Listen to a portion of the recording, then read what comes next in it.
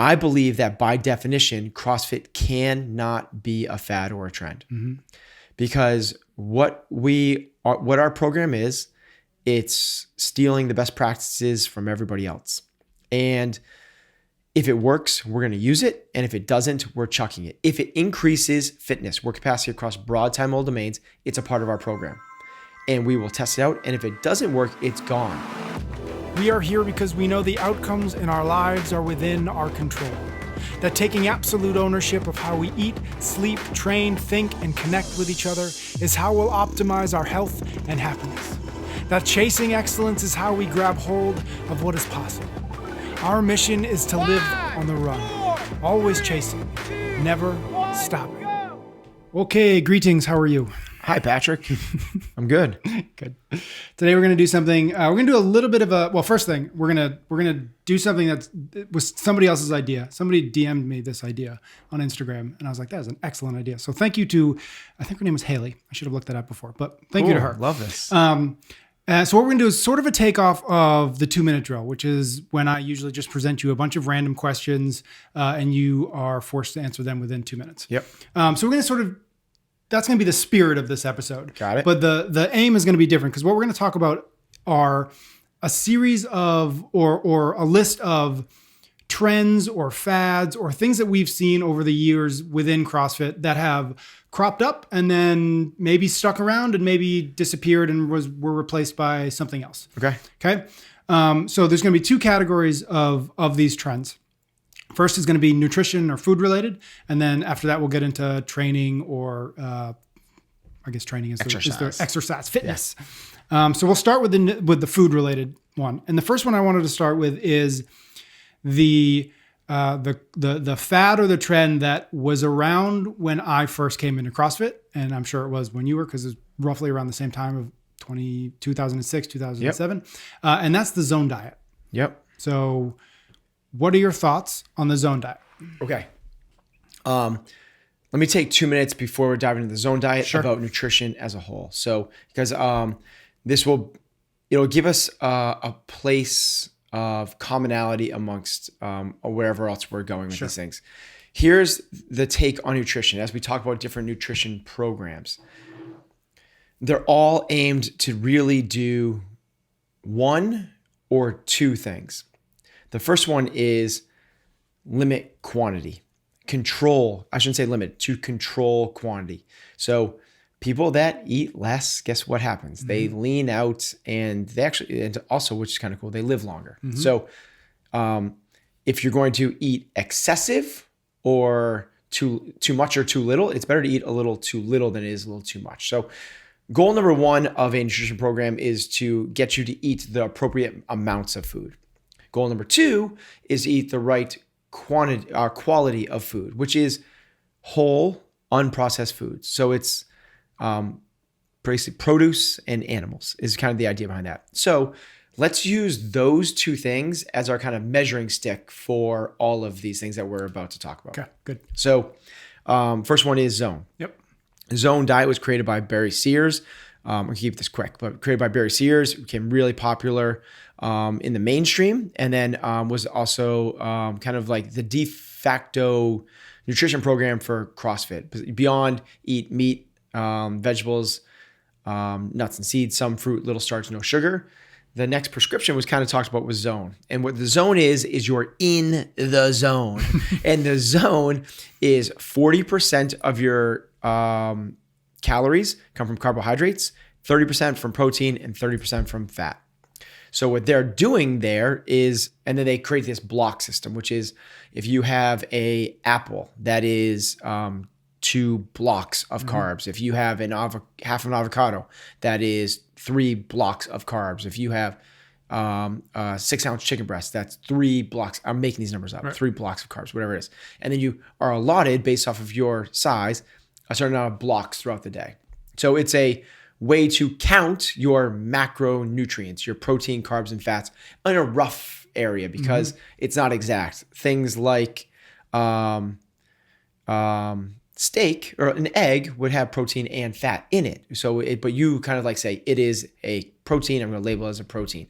Broccoli is going to be labeled as a carbohydrate, but there is protein in it. So it gets you in the neighborhood of this 40, 30, 30 area.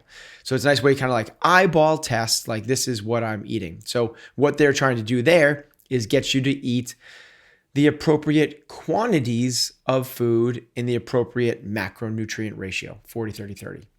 From there, you're able to eat more spinach than you are Oreo cookies. So it's almost like Weight Watchers-esque. Like you are forced to make the good decisions on the quality, because if you eat bad quality, you're going to be starving. Right. So that's kind of what it is. My take on it is it works. If you do it, it works. Especially if you do it eating clean, because you can do it with really crappy quality as well.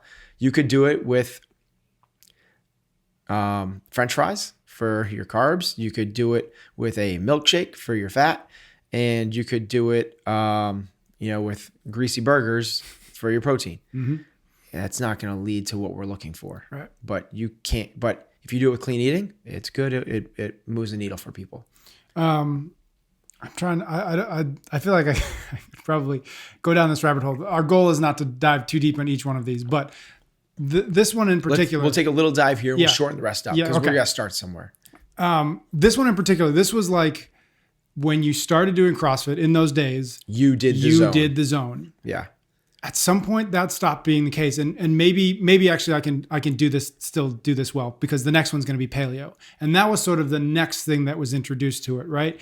And so there was a time when you do CrossFit, you did zone. And then at some point paleo was introduced with Rob Wolf. And then it was paleo zone, right? You did zone, but you kept it clean. And then at some point the zone sort of started to fade away and it was just paleo.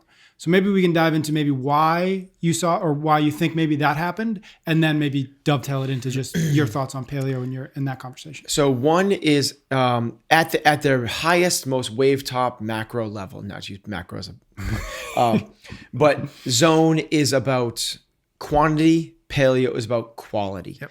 Zone is about this 40, 30, 30. And that's the starting point. You kind of adjust based off of some different things. But that's the quantity play, and paleo is about the quality play.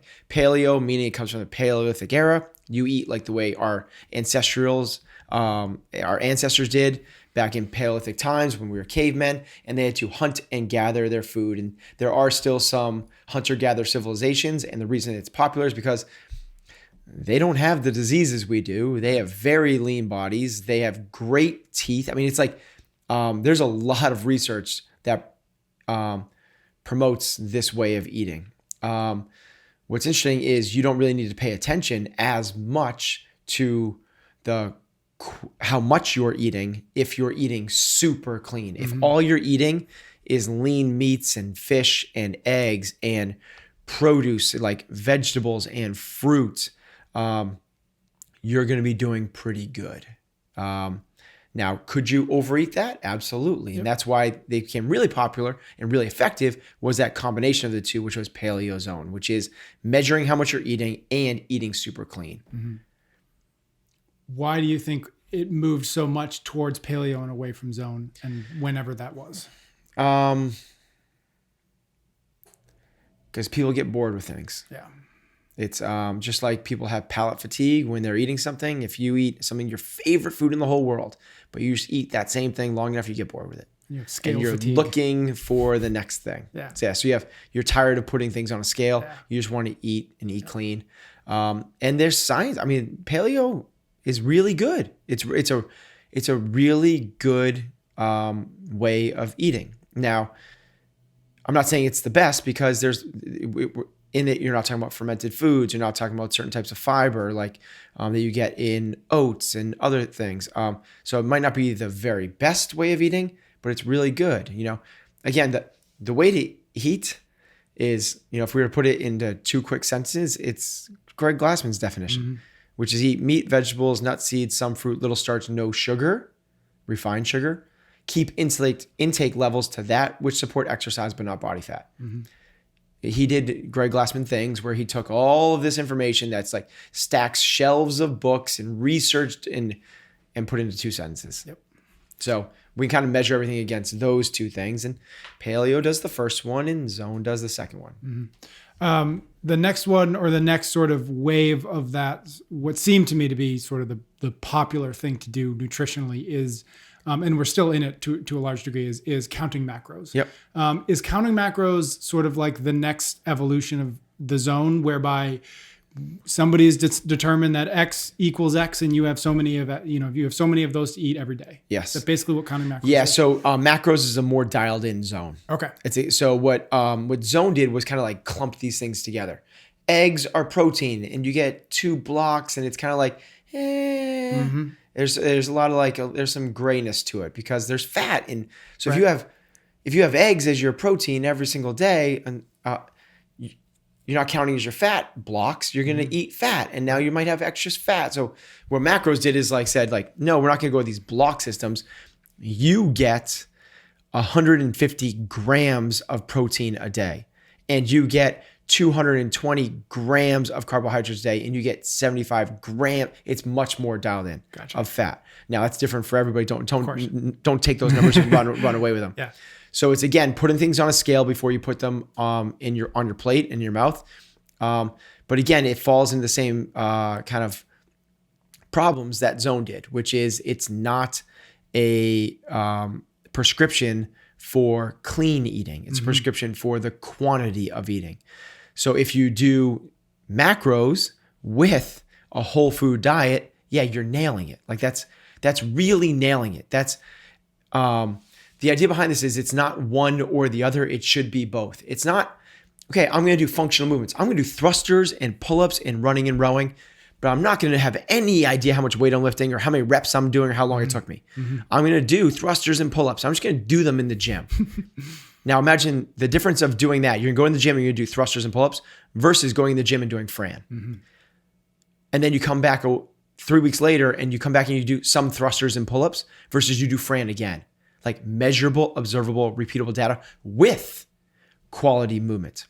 It's also way better to do that than I'm going to measure my calf raises and my bicep curls. I'm going to do 21, 15, 9 of calf raises and bicep curls.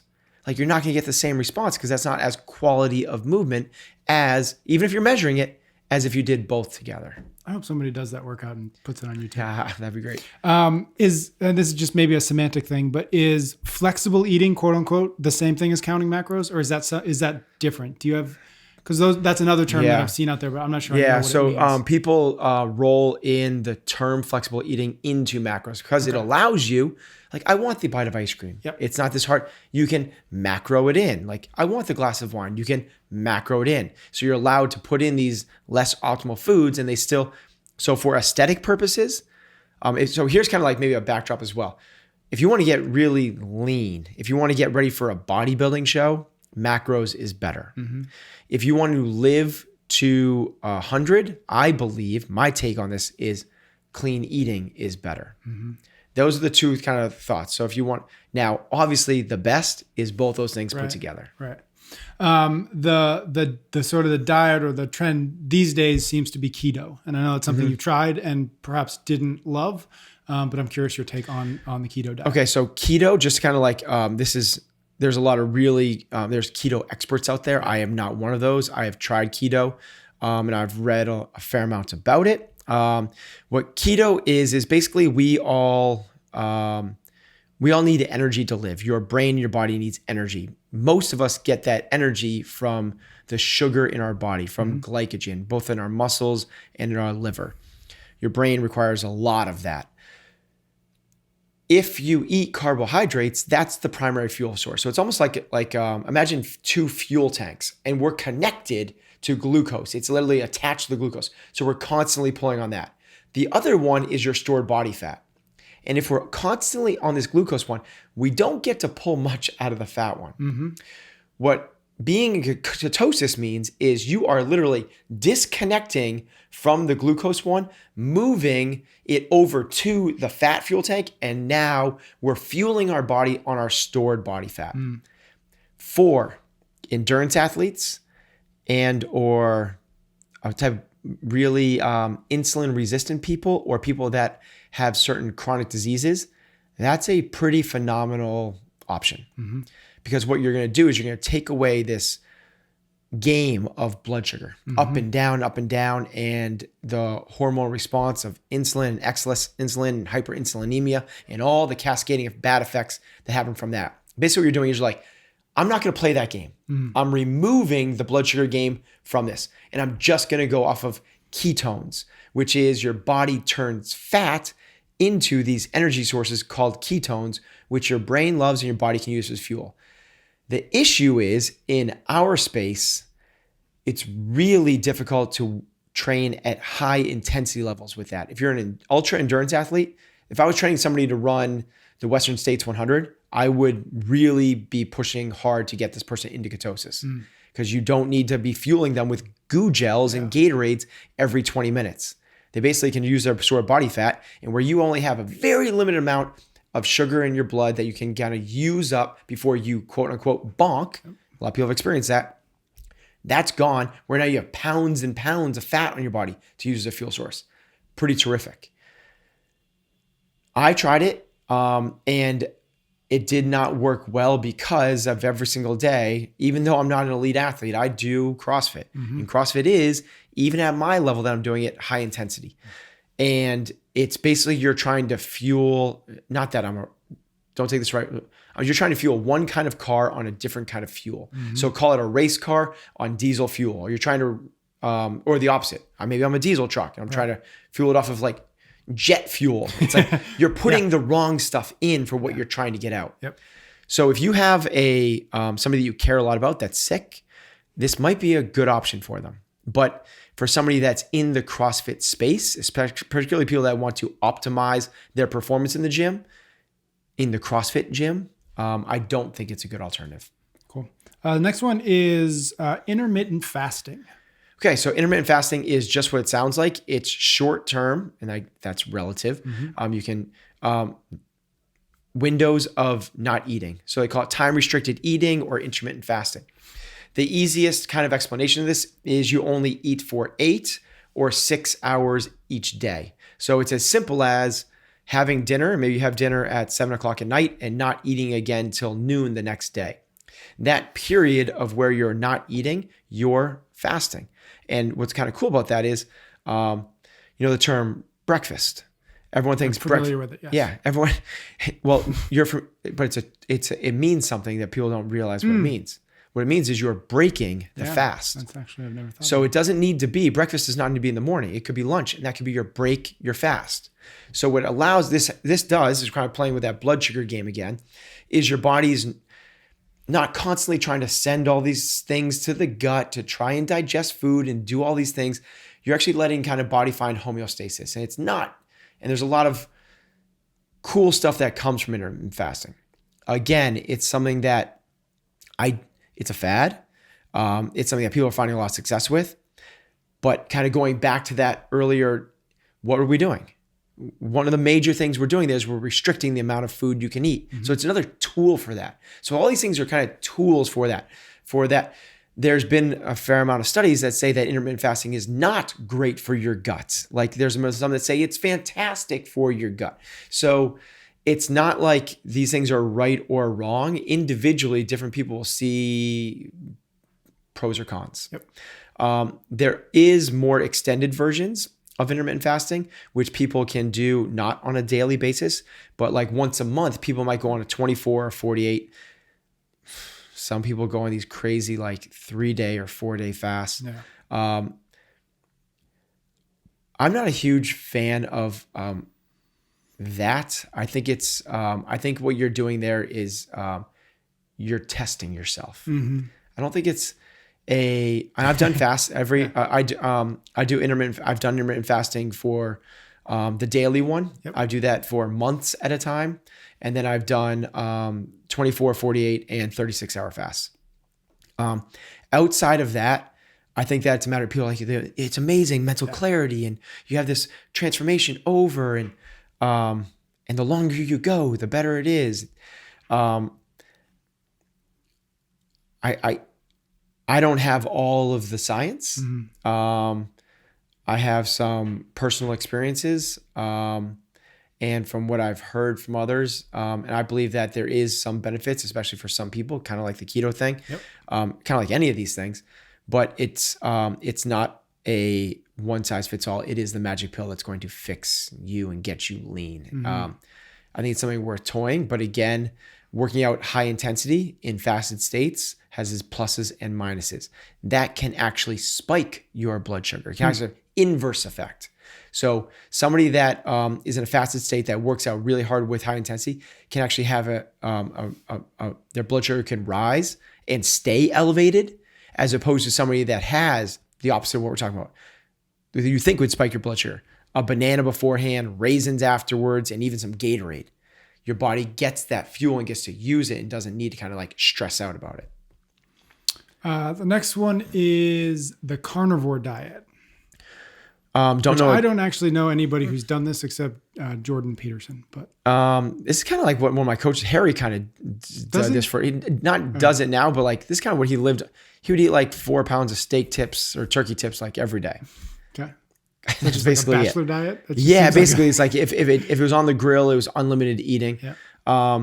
So again, what this is doing, the carnivore diet. So we're thinking about those two things, right? So you're probably limiting the amount of calories you're consuming because you're not going for the potato chips and you're not going for the nachos and you're not going for the pizza. So by default, you're going to reach palate fatigue at some point. You're not going to want to eat any more steak. You're not going to eat any more chicken. So you're going to eliminate the amount of calories you're having. The other thing it does, which is nice, is kind of that macronutrient thing, is it really eliminates the carbohydrates. So you're probably by default, you might be falling into ketosis. Yeah. Now, some people, there's this thing called gluconeogenesis where your body can actually take protein and turn it into carbohydrates. Kind of weird. Yeah. So if people have excess protein, their body can actually turn it into the fuel source, which is going to negate ketosis. So most ketogenic diets actually limit protein as well. It's majority of it, the diet is fat. But I don't know enough about the carnivore diet to kind of geek out about it, other than like it's probably a little bit excess protein. If excess protein gets into the gut and through to the colon, like not great things happen there, which is why I would default more towards eat real food, not too much, that type of thing. Mostly plants. Okay, so those are sort of the big sort of diet trends, but I've got a handful of like smaller things that I've seen crop up over the years. Okay. The first is CBD oil.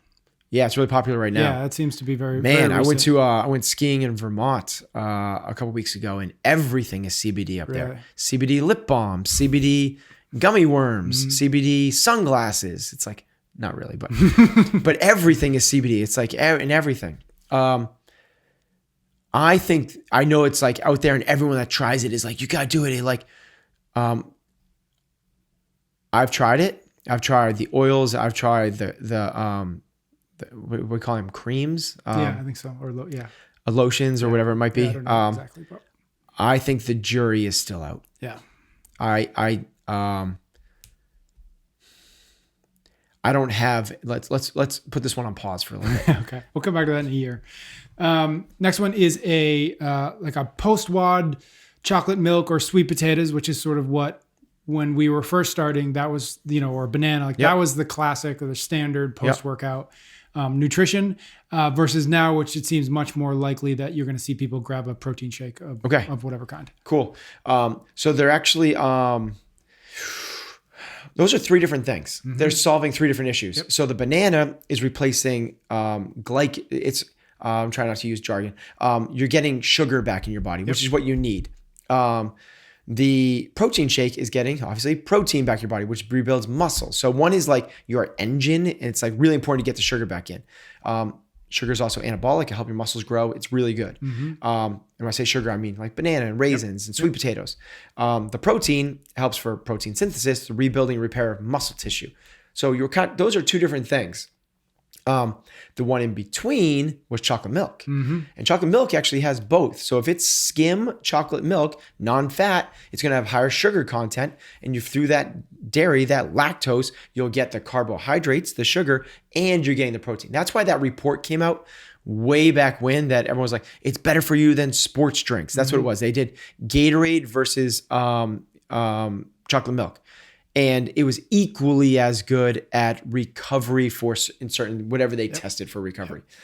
So in terms of recovery, the answer is yes. all of those things, and none of them should have gone away. What we don't want to do though is take the chocolate milk and give it to our kids throughout the day because you heard it was good for repairing muscles.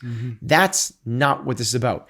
There is an anabolic window after you work out, which your body is going to operate very, very differently than every other time of the day. During that time, sugar is good, and I'll just leave it at that. Sugar is good, and you need to get in some protein as well. Probably about 20 grams for most people, 30, 35. You don't need like the 70 grams of protein. And like, I'm going to take 3 scoops. But you want those things together in your post-workout. So good carb sources, sweet potatoes. Yep. As long as they're not cooked in like a lot of olive oil, because we don't want fat in the post-workout. Sweet potatoes, bananas, raisins, oatmeal, dried fruits, applesauce, those type of things. We used to, a popular one, I don't know if you remember this, we used to do mashed sweet potatoes with applesauce and cinnamon on it. I don't remember that. That was our post-workout. It was like this mushy, mashy thing. You could even put protein powder in that, and now you're getting it's like that was a really good, and maybe some raisins as well. Raisins are alkaline, and we're kind of geeking out, but like they're good as well in the post-workout. The one thing that I think is important to sort of remember what you said, which is that it's low fat milk. Because you want to avoid in that window. You want to avoid. Throughout the day, you should be having fat with your sugar if you're having sugar, because it will slow things down instead of spiking the blood sugar. But in the post-workout window, that's the opposite. Actually, the workout window, while you're working out and before you work out, you don't want fat either. Gotcha. Next one is Bulletproof Coffee, which I know you don't drink coffee. But okay, yeah. So I'm probably not as educated in this one as I should be. I know it's loved by those that love. My take on it, and maybe you can help me out with this a little bit, but it's coffee that you put in MCT oil and grass-fed butter. Correct. And then you blend it up basically. Okay. So from the aspect of coffee, my take is that I don't drink coffee, but my understanding is moderate amounts of coffee is good for you. It's actually a good thing. I'm saying that with like a little bit of hesitancy because I don't know that, but my understanding, I can't find stuff that says it's necessarily that bad for you. MCT oil, good for you. ... It's not for everybody. When I tried keto, I did a lot of MCT oils. That's basically what the major fuel source was. It's supposed to be an anti-inflammatory. I became incredibly inflamed. So it did not agree with me. So don't take these blanket statements that people are saying like, MCT oil is good for you. It's like, okay, it's good for you. Like, let's do more. You got to figure out what works for you. Not everybody tolerates everything the same way. Just like eggs. Like some people can't do eggs. Some people can't do certain types of fish. Some people can't. It depends on all the things. So back to the Bulletproof, grass-fed butter is a healthy thing.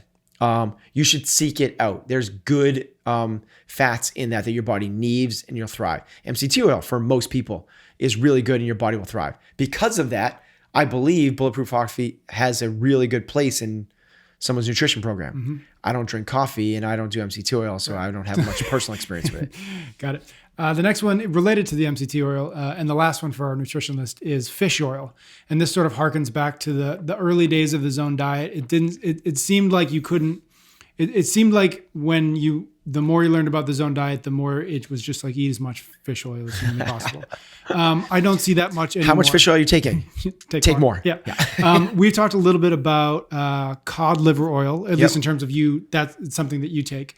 I assume those things are related. I haven't taken it in a very long time because I'm eating, this is what we could talk about, but I'm eating extreme amounts of fish every week. Very cool. So I probably have fish maybe 10 to 15 times a week. It's a lot. Yeah, wild caught salmon. Yep. As probably too much. Okay, so fish Tony oil. Robbins had a huge issue eating too much. I think it was salmon. Really? Yeah. I'm gonna butcher what it was, but if I'll find it and look. But he had like genuine medical problems because he ate too much something with mercury in it, and it was just like his mercury levels were like super, super, super, super high.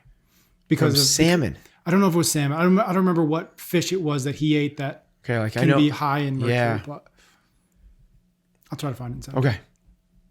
Interesting. Yeah. Fish oil. So fish oil, here's the reasons why, and then we'll back up and kind of talk about my take on it. It's an anti-inflammatory. So inflammation is bad. Anti-inflammatories are good.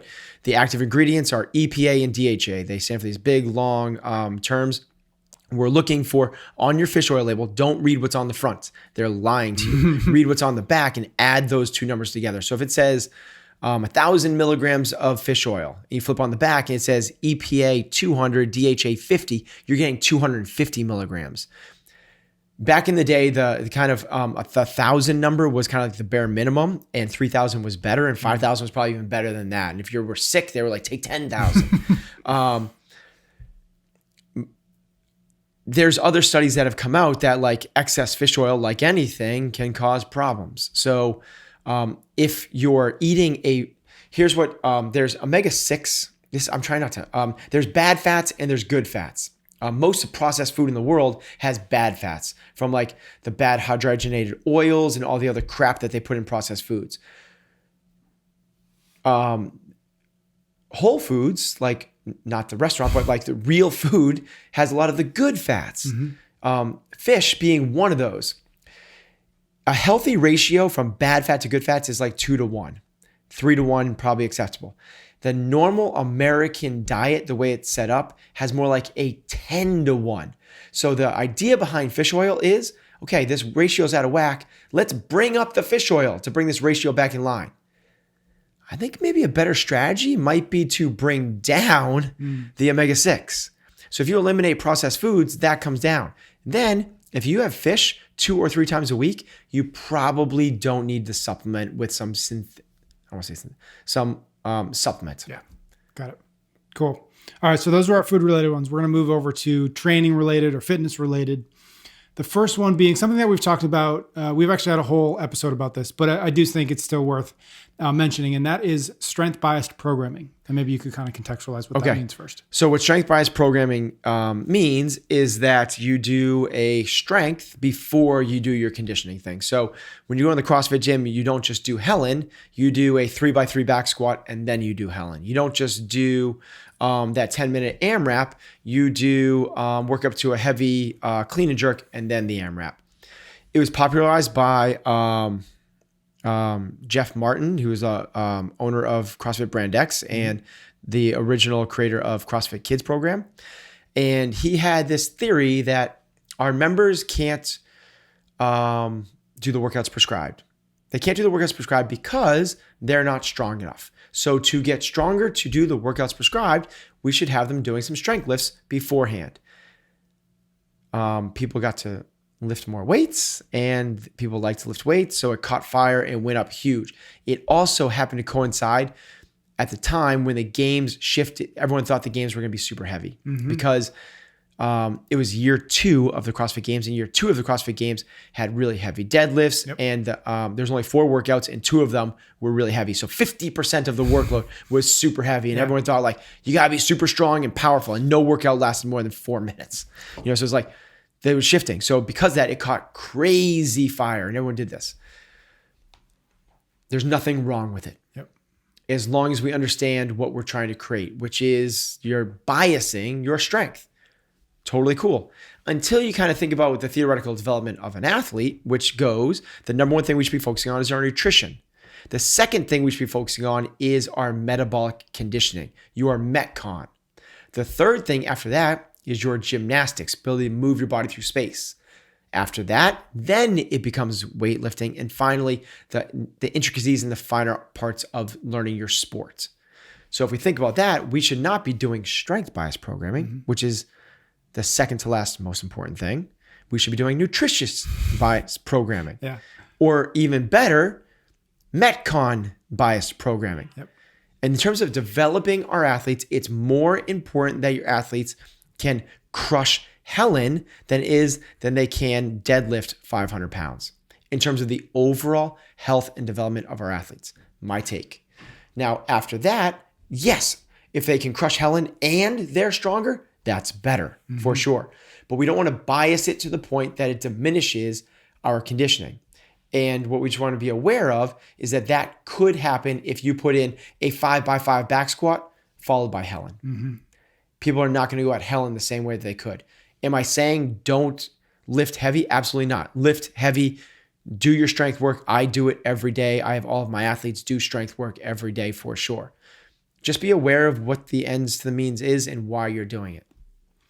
Next one is ROM WOD, mobility WOD. I know CompTrain works with another one. I think they're called Go Mobility. I forget exactly.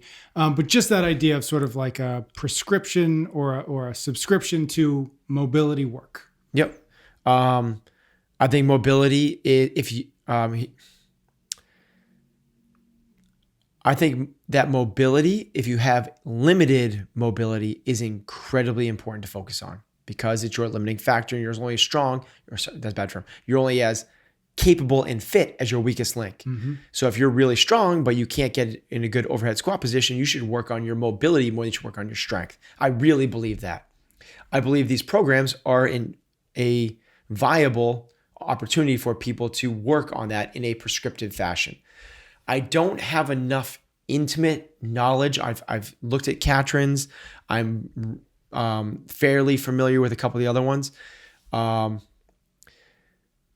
think it's better than doing it randomly. Mm-hmm. I think it's better than doing it uneducatedly. I would caution against doing it excessively. Mm.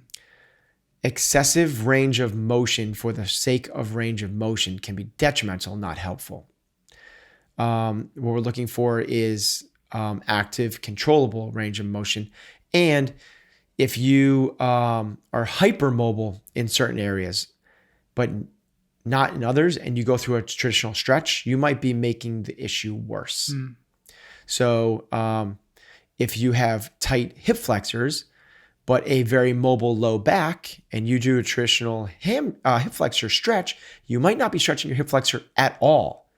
That might be staying tied up like a knot, and you might only be stretching and exacerbating the low back flexibility, which is going to cause greater impingement of the spine in certain movements. So do I think there's a place for it? Absolutely. Do I think it's something I would prescribe to everybody? Probably not. Next one is breath work. And by that, I was thinking about Wim Hoff, very trendy. Nasal breathing, which I don't really know very much about, but I know that Brian McKenzie talks about that a lot. Just the idea of paying attention to your breath specifically. Well, Wim Hof's not during a workout. Nasal breathing probably is. So just being more aware of your breath. Okay, what we should have done to start this one off is the same thing we start off with the nutrition one, which is let's define what this thing is and what we're trying to accomplish. So in terms of training, what we're trying to do is increase work capacity across broad times and modal domains. What that means is work capacity, do more. Mm-hmm. So if we're going to do front squats, and you can do 10 front squats at 225 pounds, well, if you can now do 13, 14, 15 front squats at 225 pounds, we've increased your work capacity. That's a success, okay? Across broad time. So it's not only just that, but we need to be able to see like, okay, how many can you squat this? But not only for 25 seconds, but over 2 minutes and 20 minutes and so on. And we wouldn't do that for squats, obviously, but and then modal domains. It's not just about your squats, but it's also about your clean and jerk. And it's also about your sled pull. And it's also about your running and your rowing and your jumping and your pull-ups. It's also about how do you climb a mountain and can you swim and so on. So we have to define fitness before we talk about like the viability and the appropriateness, the value of any one of these things. Yep. So maybe to back up, was the first one wrong? How many have we done so far? We did strength-based programming. Oh, so strength-based programming. Then so as long as strength-based programming is increasing your work capacity across broad time. So if strength is your limiting factor, phenomenal. If strength is your forte, is your strength. If your strength is your strength, if you can deadlift 500 pounds, but you can't do Fran in under 5 minutes, guess what's not going to help you? Strength-based programming. Yeah. Exactly. In terms of ROM WOD, if mobility is your limiting factor, that could help you out massively. If it's not, it might not move the needle for you in terms of your work capacity across broad time modal domains. Breath work. Breath work has the potential, if done. So first off, Wim Hof type stuff. Dude's ridiculous. So Wim Hof has this breathing, just for people that aren't familiar with it, check him out because it's awesome. I've read some books and it's really cool stuff. The guy's basically like a mutant. You're like, oh my God. So he's 1 in, 6 billion. He's basically figured out how to control his internal body temperature through his breathing. And what I mean by that is he climbed to Mount Everest base camp, negative subarctic temperatures without a shirt on, in shorts. They put him in a dunk tank filled with ice. In 20 minutes, you're supposed to become hypothermic. In 30 minutes, you're supposed to die. Don't take that. But what happened was they monitored him, scientists, because they said, basically, we think you're lying to us. His internal body temperature rose. He was able to control it and make it go up, the opposite. He told people that he had the power to kill viruses with his mind and his breathing. So they injected him with a virus in a laboratory medical setting. And through his breathing and his mind, they were able to watch him defeat and kill these viruses. So like, okay, you are a mutant. No, he's like, no, I can teach people. So like he taught other people and they injected them and they are able. So this is a learnable, teachable thing through breathing. I think this is real. I think it's real. Now, will it increase your work capacity across broad time mole domains? I don't know that yet. I can't see how it doesn't, but I don't think it's going to move the needle as much as you doing thrusters and pull-ups. But if you're world class at doing thrusters and pull-ups and you work on your breathing, I can't see how this thing doesn't help you out. So we're dabbling in it. One that's sort of a two sides of the same coin to a large degree. Ice baths and saunas. Okay. I imagine that philosophically they're very related. So maybe if we want to tackle them together. Okay. So I know that Wim Hof uses ice as a big part of his thing. I don't know enough about the protocol and how cold immersion works for him. Cold immersion in terms of the recovery unit, or the recovery protocol, has two things to it. If you're in ice, so people like ice your elbow, it's sore. That does not work. Actually, it does the opposite of what you want it to. If there's an accident on the highway, you need to get the emergency vehicles there as fast as possible, remove the damaged people. When you ice an area, you're slowing down the highway, your arteries and veins that do their job to bring that there. So you're slowing it down. You're putting traffic on the highway. That's not what we're looking for. But there's a second side to ice. Our athletes will use it after a training in massive heat to lower their body temperature back to normal. That's a really powerful way to do that. It's really good. It's not for inflammation, which is what people think they're trying to do. Got it. The other thing you can do, which I think is what Wim Hof is doing a little bit, is if you are in it long enough that you basically like you start to shake a little bit, but he's able to teach you how to control it. Well, then what's happening is all the blood is leaving the extremities. So you dumping into an ice tank for 35, 40 seconds because that's not doing it. But if you're in it long enough for a long enough exposure, the blood will start to leave your extremities to try to protect the vital organs. And then when you get out, the blood will rush back to those extremities. And what's happening is cold blood is going to the extremities. That's why your fingers start to tingle and burn a little bit. That's that feeling of that blood coming back in there. It's like you're outside, you're shoveling the driveway, and your hands are freezing and stuff like that. But they're not in pain until you go inside. And all of a sudden you're like, oh my God. It's kind of weird, right? They're getting warmer. That's what's happening. That can have a lot of health benefits as well. It's kind of like creating this pump through the circulatory system that you're bringing blood and bring it back and bring blood in and bring it back. There can be some benefits to that as well. So for ice baths, it's if you're in it long enough to have that happen or to bring down body temperature. It's not an inflammation thing. Gotcha. Saunas. Yeah. There's cool research on saunas, mostly having to do with HGH. Human growth hormone, which is a natural, you can take it synthetically, which is illegal in most sports, or you can produce it naturally through sleep, intense exercise, and ... sauna exposures. Longer, the better. If you have one exposure of 10 minutes a day, it releases your growth hormone goes up. And growth hormone is good because it keeps you young, builds muscles. You'll look better, feel better. If you go multiple exposures for prolonged periods of time, like multiple, meaning like, and by the way, Your infrared sauna that you bought that's in your house that gets up to 145 degrees won't do it. It's got to be above 170 degrees, I believe. Don't take me on that number. It's around that number. So 160, maybe it's 165. But I have my athletes do 170. It can really produce a lot of HGH to the tune of like hundreds to thousands % more HGH release than it would otherwise. Very cool.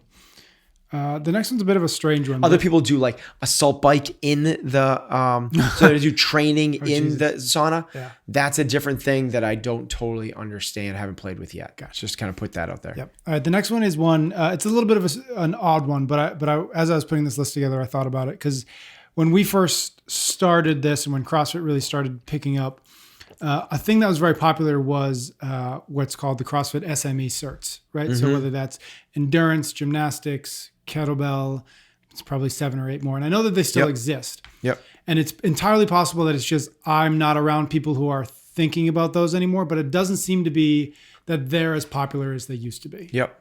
Is that, do you have the same sort of? I have the same sense. Yeah. I think it's just a shift in the community. Yeah. I think that when it first came about, we were so eager. Like it was like, for people that were around, they'll relate to this. It was truly like it was like an underground like society. Yeah. If you went into a CrossFit gym, you found something on your own by yourself, and you were now part of this like thing that the rest of the world did not understand. Secret handshakes. Yeah, for real.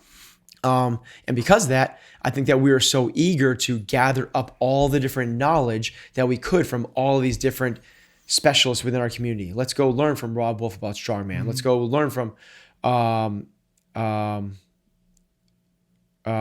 Starrett about mobility. Let's go learn from Chris Hinshaw about endurance and stuff. He wasn't there at the time, but Ripto about barbell stuff, and Coach Bergner about Olympic lifting. Right, yep.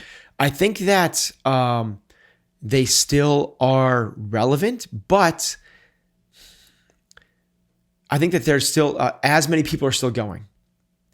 But the pond's gotten so much bigger. It used to be like 40% of the CrossFit community would go to these certs, right, and that would fill them up. Yep. I think that just still filled up, but because the pool is now 100x, it doesn't seem as prevalent, and not everyone's going to it. Yep. So, because I still know people are going to Hinshaw's things for sure. Coach B and Olympic weightlifting is all over the world. So these are still sought after. But I also think the other thing is like there's a lot of extensions. There's a lot of other people in the space as well. So we now feel like we can trust people that aren't just SMEs. So we go to see people like Carl Paoli, and we go to like all these other specialists. You know, we go to Wim Hoff, and we go to like these other lots people. of Olympic weightlifting seminars. Exactly. So now we're going to, Dmitry Kolkloff is doing one, and we're going to these other ones. So it's not just like because back then we only trusted because it was like so counterculture to everything we've ever been taught. We only trusted other people who knew the secret handshake. Yes. Yeah. So if you know the secret handshake, teach me. Yeah. Teach me what you know about this thing. Right. And now we're kind of like, oh, there's best practices elsewhere, and we can kind of dabble and see what's out there. And I just think it's more of a open source than it was then. This one's related. You don't have to be knighted. It's not like you can talk to our community. Right. This one's related because it was part of the early CrossFit endurance seminars with Brian McKenzie, but that was the pose method, the pose method of running.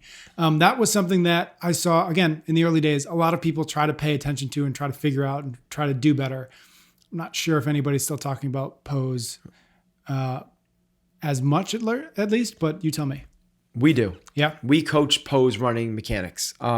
So for those that aren't familiar, it's basically like, just like we teach people how to clean a barbell and how to do a deadlift and how to do a squat, and we teach people how to row, and we teach people how to run.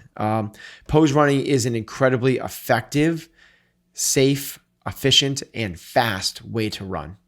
So it basically has to do with 3 different things. It's your posture, which is your body position where your hands are. It is your lean. So it's this slight lean from the ankles. Most people hinge the hips or they don't lean at all.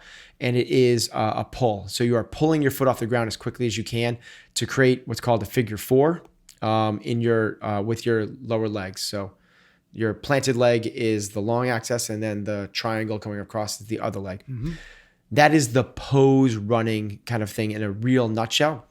What that allows you to do is, by default, if you do that, you will run with a quicker cadence. So you'll not be plodding foot to foot to foot, overstriding with your heel landing in front of you and literally putting on the brakes every single step.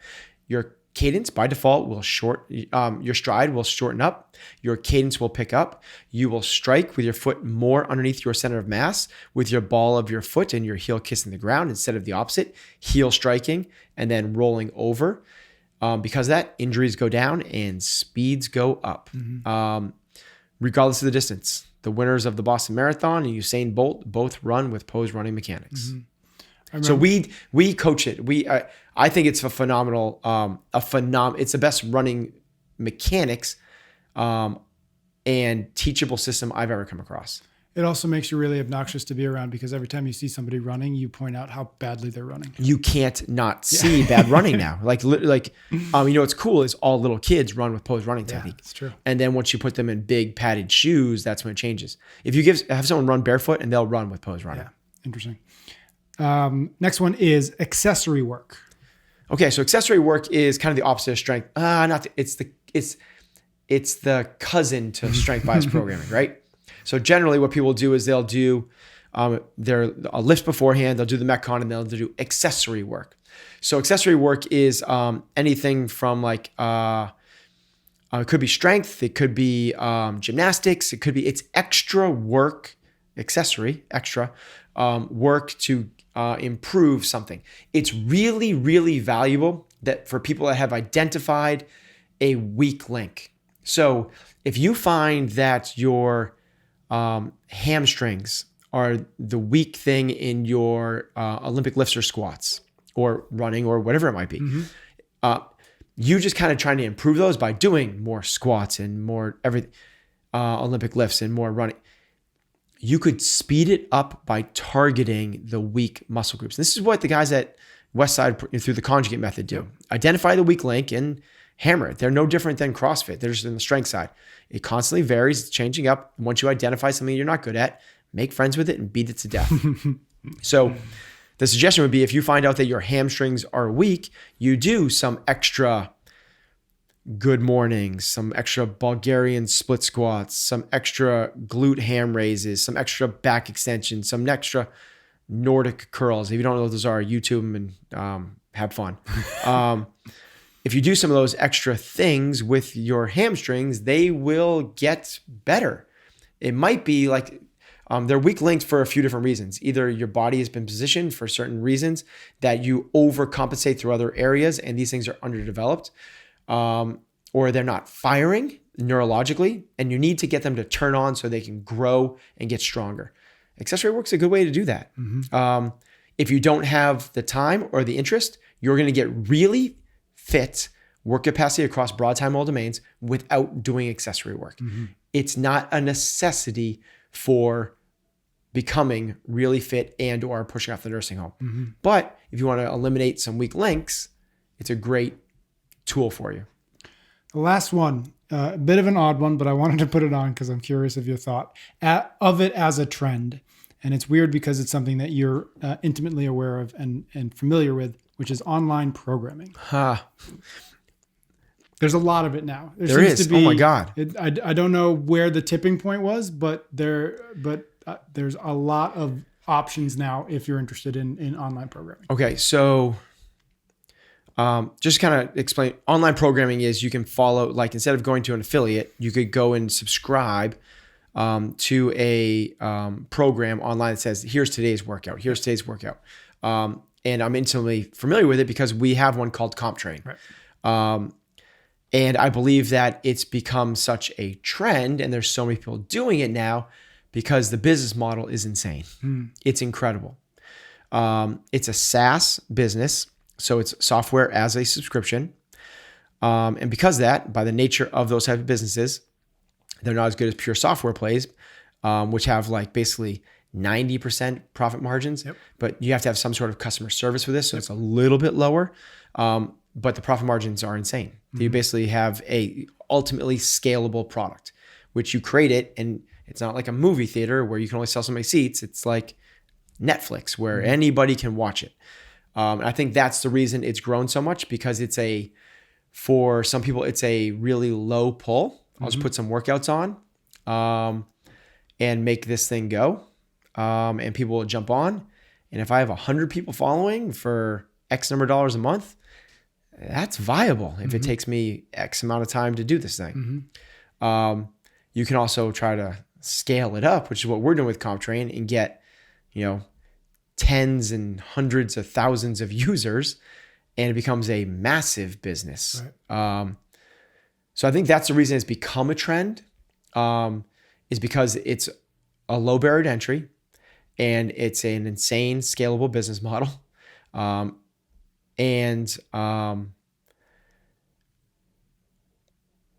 think that the users are finding a lot of use and value out of it. I don't think it's a trend, because you're able to talk to people based off of you're talking to people in their kind of like small little groups, instead of CrossFit.com putting out a workout to the world and saying, do this. And you have guy trying to get off the couch to person trying to get back into fitness to person, trying to get 50 consecutive pull-ups to person trying to be in the Navy SEALs or going to the games. And they're all, now you have this like, we have a competitors program. Yep. We have a program for people in their garage. We have a program that all you need is a barbell. We have a program that you can do in a hotel gym. You can speak to people a little more targeted than you would otherwise. Even more than you can do in the gym to a degree, sort of. There's pros and cons to both. Yeah. The pros to the gym is, hey, Patrick, how you feeling today? Exactly. Whereas the other one is, as you said, is like you raise your hand. You're like, I'm a competitor. Yep. I want to train. I'm a master's athlete and I want to train for the CrossFit Games next year. Great. We got a track for you for that. Because it's narrow enough that somebody's probably satisfying that need. Yep. Very cool. That was a lot. That was cool. That was sort of your take on the many trends and fads that we've seen over the last. Here's as a closing thought. Yeah. We didn't talk about CrossFit as a fad or a trend. And here's the reason why I think we didn't. And I think this is important. I believe that by definition, CrossFit cannot be a fad or a trend. Because what our program is, it's stealing the best practices from everybody else. And if it works, we're going to use it. And if it doesn't, we're chucking it. If it increases fitness, work capacity across broad time modal domains, it's a part of our program. And we will test it out. And if it doesn't work, it's gone. That's why back in the day when we started CrossFit, nobody did assault bike and nobody had prowlers. But we found out that pushing sleds and riding an assault bike produces incredible amounts of fitness. Well, guess what's a part of every training program there is now? Because it works. So it's a constantly evolving, morphing, changing program that whatever produces the best fitness, that's what CrossFit is. I like Greg Glassman's thing a while back. He's like, the day that the Navy SEALs start doing hula hoops and rollerblading, that's when you're going to see on .com. But they don't do that because those things do not produce elite fitness. What those guys do is thrusters, pull-ups, run, row, repeat. Great place to end. Thank you, Ben. Thanks, Ben. You can get every episode of Chasing Excellence wherever you listen to your podcasts or on YouTube. Until next time, thank you for listening.